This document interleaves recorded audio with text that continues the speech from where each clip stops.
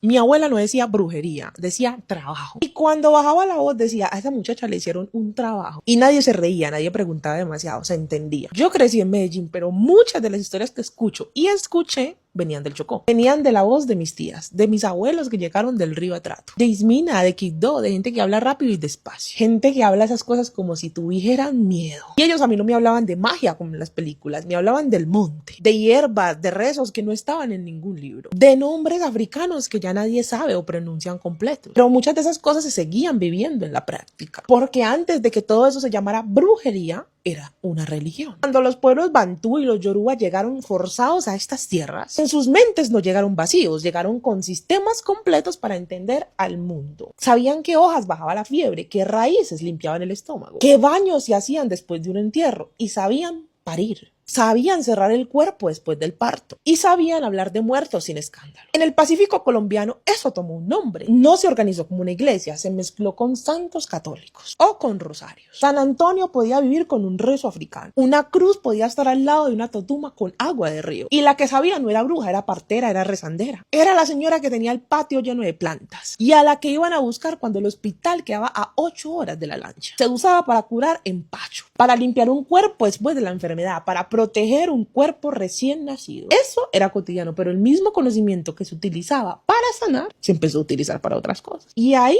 arranca el murmullo. En las historias que contaban, no simplemente el amor era de dos, siempre había algo más rondando. Si un hombre estaba desesperado por una mujer que no le hacía caso, decían o dicen, eso se trabaja. Si una mujer sentía que su marido estaba raro y que no dormía en la casa, que la miraba raro, alguien susurraba, a ese hombre le dieron algo. No estoy hablando de recetas. Nadie daba detalles en la casa, y mucho menos en la mesa. Era más bien la idea de que el deseo podía tocarse desde afuera, se podía trabajar. La palabra amansar la escuché muchas veces y no sonaba romántico, sonaba a control, a querer doblar la voluntad de alguien, a no aceptar un no. Eso no nació en el Chocó, eso es humano, pero allí encontró un lenguaje propio. Con el tiempo, lo que empezó con conocimiento de cuerpo y monte se mezcló con celos, envidia y necesidad de acompañar, con miedo a perder. Ya no simplemente era partera curando, era también el que ofrecía arreglar parejas, el que prometió que alguien volvía arrastrado, el que prometía también cerrar el vientre o abrirlo. Ahí la cosa se empezó a torcer, no porque el saber fuera malo, sino porque empezó a usarse para dominar, para manipular. Desde el momento de inseguridad de alguien, de la necesidad de validación, desde el miedo al abandono. Y eso no pasó simplemente en el Pacífico. En Haití se consolidó como vudú, con sus loas y ceremonias claras. En Cuba tomó forma como santería, organizada alrededor de los orillas Oruba. En Brasil se volvió candomblé. Y también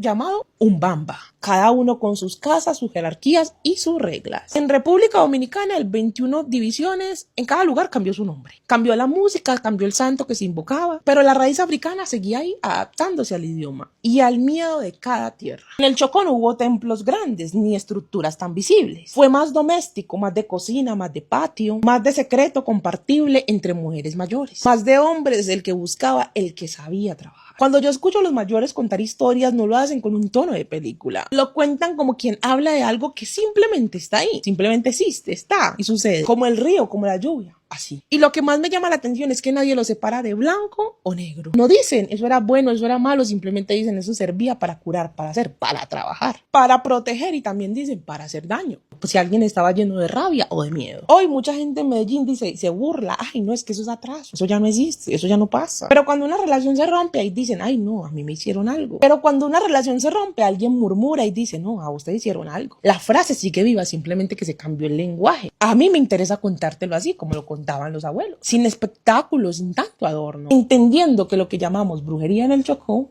o en el Pacífico o en diferentes partes del mundo es una herencia africana. No nació como algo oscuro, nació como conocimiento para sobrevivir. Y con los años, como todo lo que toca el poder, el deseo también aprendió a herir.